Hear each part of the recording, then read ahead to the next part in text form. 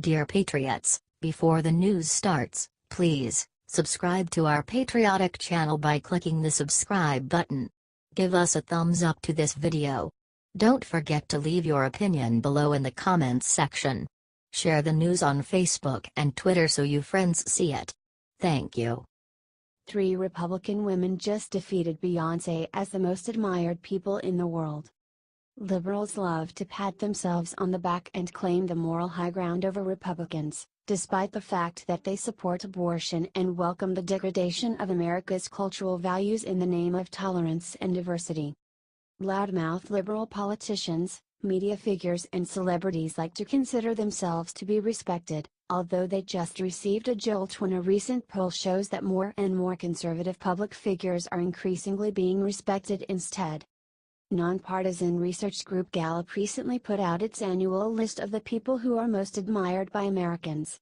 Pop singer and outspoken Obama supporter Beyonce Knowles, who usually holds a high position on the list, was unexpectedly supplanted by 3 female conservatives.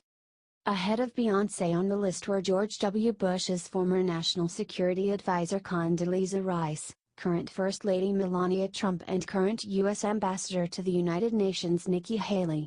Described Gallup in their write-up about slumping support for liberals, Clinton's and Obama's standings this year are more tenuous than in the past. They continued, the 9% who name Clinton is the lowest percentage she has received since 2002, when 7% named her in another close first-place finish. Clinton won the title this year in the same poll she registered a personal low favorable rating. This indicates she remains top of mind for enough people who like her to be named more than any other woman in response to the open-ended question, finishing ahead of some women who may be better liked overall but are not as prominent in people's minds. The percentage of adults naming Obama as the most admired man is down from 22% last year, but he has been at or near 17% in several other years. Are you glad more and more people are respecting prominent Republican women?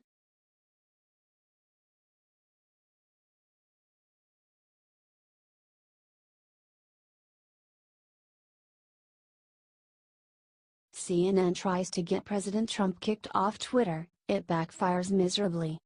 CNN's Brian Stelter attempted to get President Trump kicked off of Twitter for good after the president's infamous tweet about Kim Jong-un and the nuclear button. North Korean leader Kim Jong-un just stated that the nuclear button is on his desk at all times. Will someone from his depleted and food-starved regime please inform him that I too have a nuclear button, but it is a much bigger and more powerful one than his, and my button works, tweeted President Trump. Brian Stelter believes this broke Twitter's rules and reported it. He said it was a violent threat. You may not make specific threats of violence or wish for the serious physical harm, death, or disease of an individual or group of people, says Twitter's guidelines. Trump is the biggest reason Twitter is still in business, and so of course, they rejected Stelter's ridiculous claim. We hold all accounts to the same rules, and consider a number of factors when assessing whether tweets violate our rules, responded Twitter. Twitter claimed that Trump's tweet was too vague to be considered a threat. Nice try, CNN. No matter how much they want to censor our president and stop him from speaking the truth, they will fail.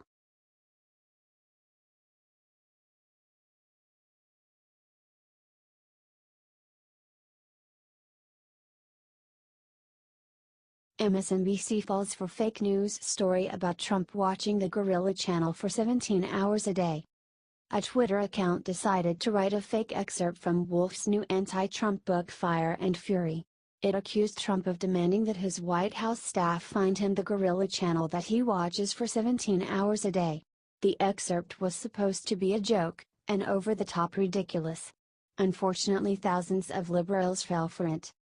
Wow. This extract from Wolf's book is a shocking insight into Trump's mind, wrote the Twitter account that pixelated boat on his first night in the White House. President Trump complained that the TV in his bedroom was broken, because it didn't have the Gorilla Channel. Trump seemed to be under the impression that a TV channel existed that screened nothing but gorilla-based content, 24 hours a day. It said. To appease Trump, White House staff compiled a number of guerrilla documentaries into a makeshift guerrilla channel, broadcast into Trump's bedroom from a hastily constructed transmission tower on the South Lawn. However, Trump is unhappy with the channel they had created, moaning that it was boring because the guerrillas aren't fighting. It said. It continued, staff edited out all the parts of the documentaries where guerrillas weren't hitting each other, and at last the president was satisfied. On some days he'll watch the guerrilla channel for 17 hours straight, an insider told me, it said. The same user posted a follow-up, writing, that feeling when you parody a guy making up shit about Trump but people believe it so you become part of the problem. So many liberals fell for it, including Scott Dorkin, an MSNBC contributor, who angrily tweeted about it. Eric Garland, who describes himself as strategic intelligence analyst for corporations and governments, also fell for it.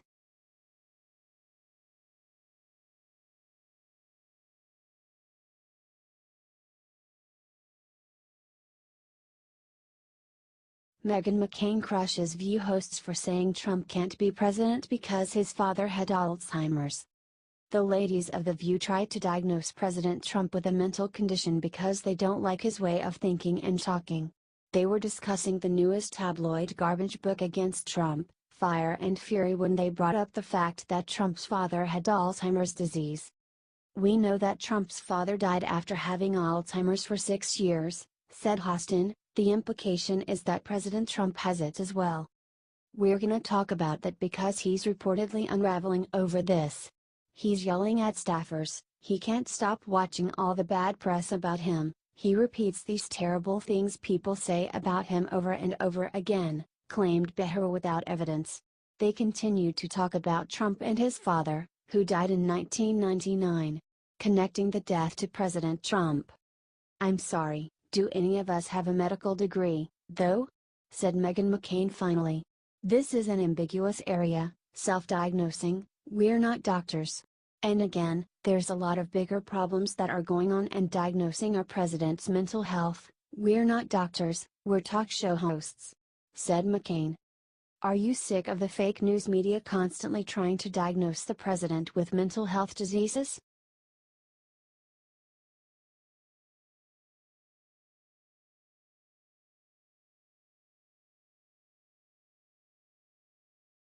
Watch ESPN say giving a thumbs up is a white supremacist symbol cause Trump always does it. ESPN host Katie Nolan appeared on Viceland's Desus and Mero, where she called President Trump f***ing stupid and claimed that giving a thumbs up is a symbol of white supremacy.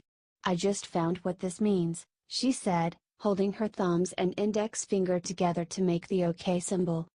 I've been using that to mean OK for so long. I'm like, FCK. What? She said about the OK symbol. You came on this show to let people know you're down with the alt-right people? Asked co-host Desus Nice asked. No. Is this banned? Asked giving a thumbs up. This is bad, and the OK, they're both for white power, said the host. F***ing hell, she said. Thumbs up is white power now? Holy S, said the other co-host. We should tell liberals that breathing is a sign of white supremacy. Maybe that will help. This, we obviously know, is a white supremacist symbol, cause Trump always does this, said a host. That's because he's a effing stupid person, said Nolan about President Trump. Many people complained to ESPN about her comments. We have looked into the totality of Nolan's comments, they were inappropriate and we have addressed it with her, said an ESPN representative.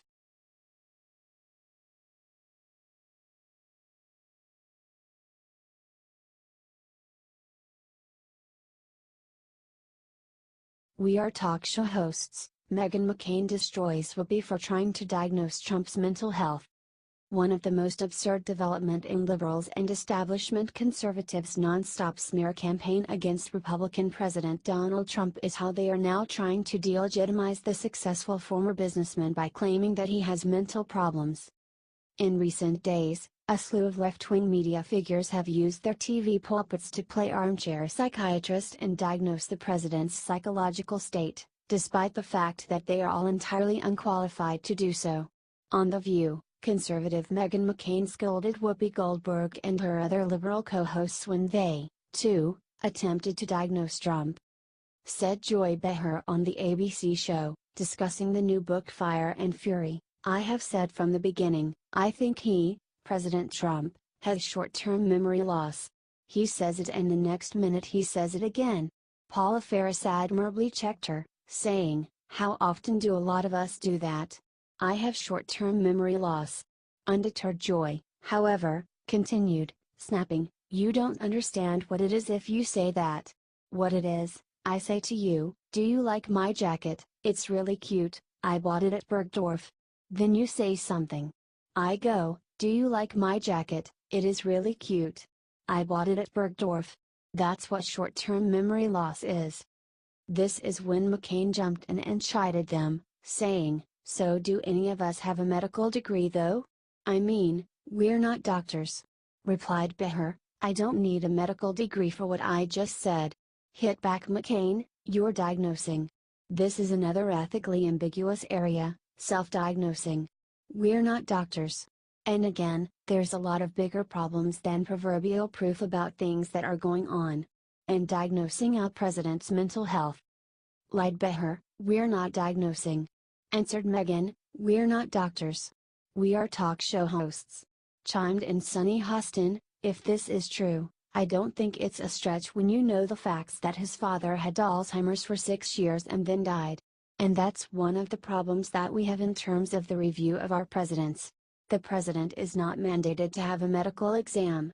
A boxed-in Behar then quickly cut to commercial. Are you glad McCain silenced her nasty co-hosts?